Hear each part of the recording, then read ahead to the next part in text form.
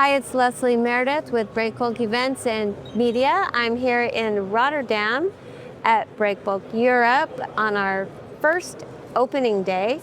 And I have Michael Mulvenna, Head of Industrial Projects in Europe for DHL. Welcome. Thank you. Great to be here. Nice to meet you, Leslie. Wonderful to have you here. And I know this is not your first Breakbulk. Yeah, so I was just saying there before we came on, probably my 13th Breakbulk Europe. I'm coming from the asset side of things, and then the last 6-7 years have been into freight forwarding, but it's our biggest event of the year, I would say, both from a conference point of view, but also we bolt on meetings before and after. So with some regional meetings and also global meetings later in the week. It's real good opportunity to get people together. And I think for us, it's probably the one Breakbulk where we've got a good global coverage. You know, everybody comes to Rotterdam.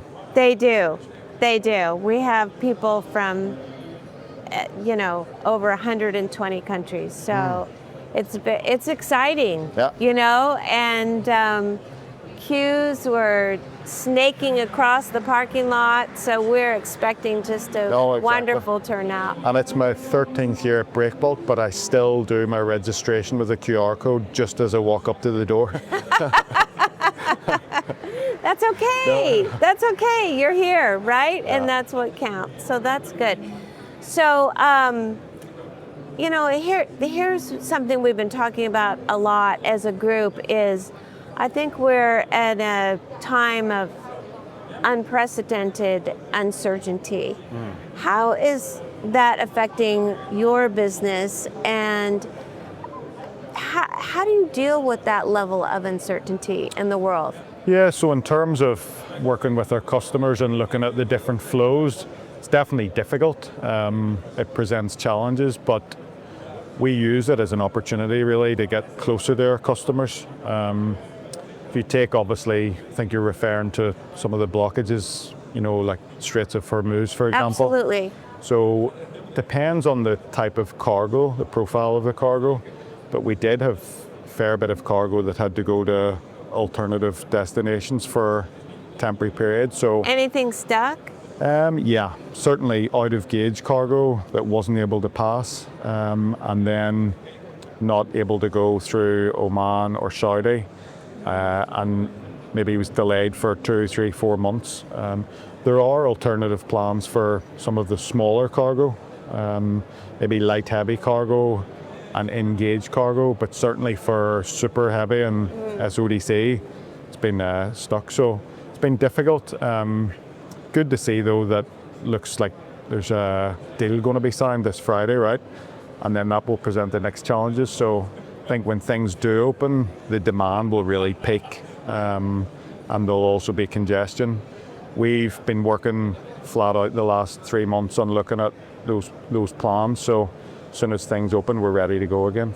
That's fantastic, and I think that's critical. Even when we don't know when the Strait will open again and things will be calm, it's so important to plan ahead. So how do you do that? What are you taking into account? So it would be things like, first of all, looking at, when we came into this situation, the first thing was looking at which ports could we divert to, where was there suitable storage that was safe to put our customers' cargo. Once that was complete, it was then looking at contingency plans, doing things like route surveys to look at alternative ways to try and get to the destination, port and site. So working with engineers and subcontractors to come up with those contingency options. And yeah, talking with asset owners and carriers and the like.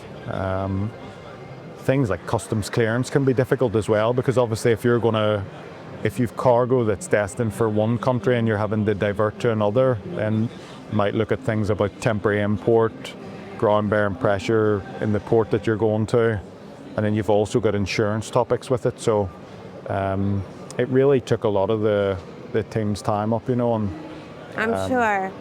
Yeah, and so let's look at best case scenario that everything goes smoothly come Friday and beyond. What is it, 60 days, something like that. Well, do you believe things will return to what we would say was normal pre-conflict? Difficult question, actually. And one, don't think I can answer, but for sure, I think a lot of the carriers, they'll approach it differently, and they will also look at each other to see who's going first. I think a lot of the carriers have also repositioned their fleet into other areas, but at the same time, they know there's such a large backlog of cargo, and they'll want to move those volumes and earn profits from moving those. So from our side, it's about trying to be first up and well positioned to go when we can. Yeah, okay. And so what do you think the longer term outlook is for projects in that region? Still looks good. I mean, the pipeline's very strong, and we know in that market, if we're talking about oil and gas, still a long pipeline of new projects to come online.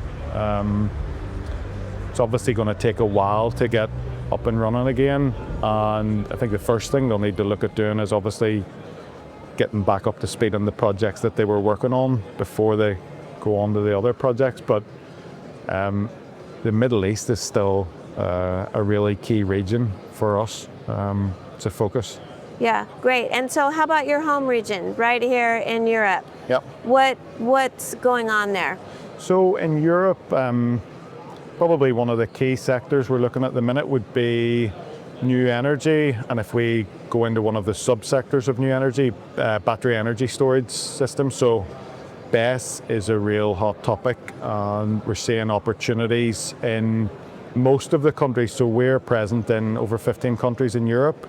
We're probably bidding on BESS transportation, both ocean and onshore trucking, in around 12 of those countries, and we're currently executing in around 6 or 7 countries.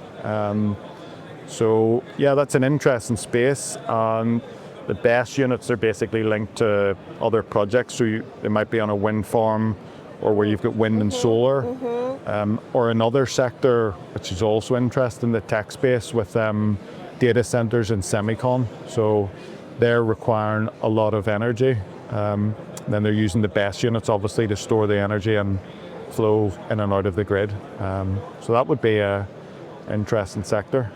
And then from Europe, we still see that there's quite a lot of decision making in Europe for global projects. So we also have EPC customers and E&M customers that are headquartered here in Europe that we would work with globally.